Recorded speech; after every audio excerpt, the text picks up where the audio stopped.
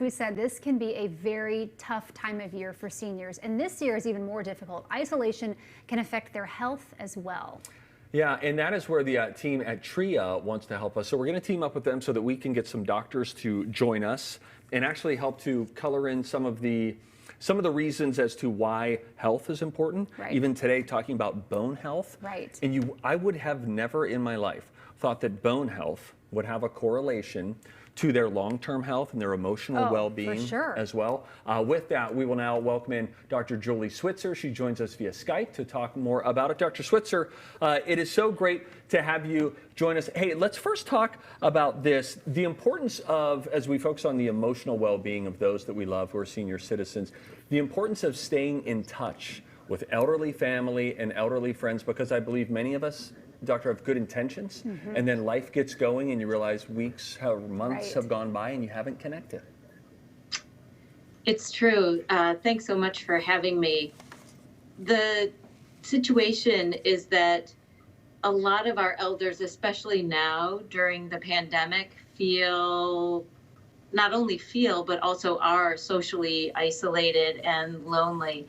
And the more we can do to stay in touch, reach out, the greater impact we'll have on these folks who are really pretty vulnerable. Now, there are a lot of health issues associated with isolation, but we want to focus here on bones, obviously bone health. Breaking a bone is one of those things that can really cause isolation, and it's very detrimental to a person's health. It's true.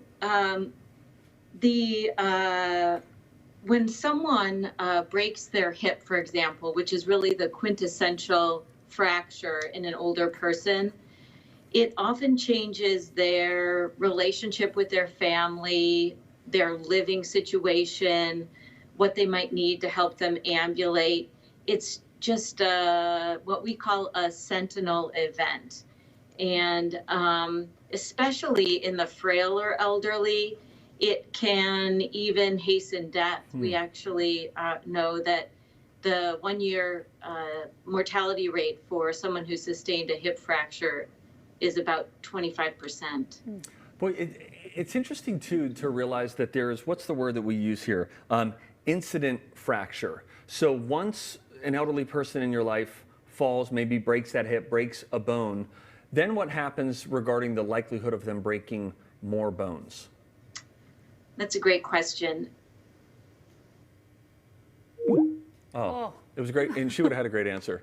But sadly, 2020 destroys us. Here's what happens, by the way. I'm so glad she got it in, though, that it was a great question. Well, it would have been a better payoff had we had the answer. When that happens, just so that you all know, our executive producer just pushes a button so that we can hear him, just so that we hear his audible sigh, because all day he's just dealing with tech issues. But it's interesting because she goes on to mention that when you break a bone, then that person does in fact have a greater risk of breaking more bones. That's what they call incident fracture. And as we're talking about the emotional well-being of senior citizens, of the elderly in our lives, to know that, like fall prevention, why would that have to do with how well you do emotionally? Well, if you fall once and then you break a bone and then maybe you're no longer living at home and you're out of the house, being able to go and do things. It really has quite a trickle-down effect. And so it's funny when you just put the two on paper, you think, are these two different topics? But then you see how they really blend together. Well, there's also a master's program. It's a joint program with TRIA Health Partners, Park Nicollet, and the University of Minnesota Physicians Program to give older people who have sustained a fracture the best care. It includes in-hospital and in-clinic care. And I hear we might have her back. Oh, there she is. Dr. Switzer joins us again. Boy, this has been an emotional journey just being with you on this Skype call, because what people at home don't know is it dropped right before we brought you on air to begin with. Hey, let's talk though just about the idea of incident fracture and why fall prevention is so important, even when you're thinking not just about somebody's physical well-being, but also their long-term emotional well-being as well. Oh, absolutely. So it stands to reason, although we don't usually think of it this way, that if you never fall, you probably will never fracture as an older person. And so the interventions that we can do to improve someone's balance or make their home safer really can make a difference in terms of their sustaining a fracture and ultimately going on what can often be a negative spiral.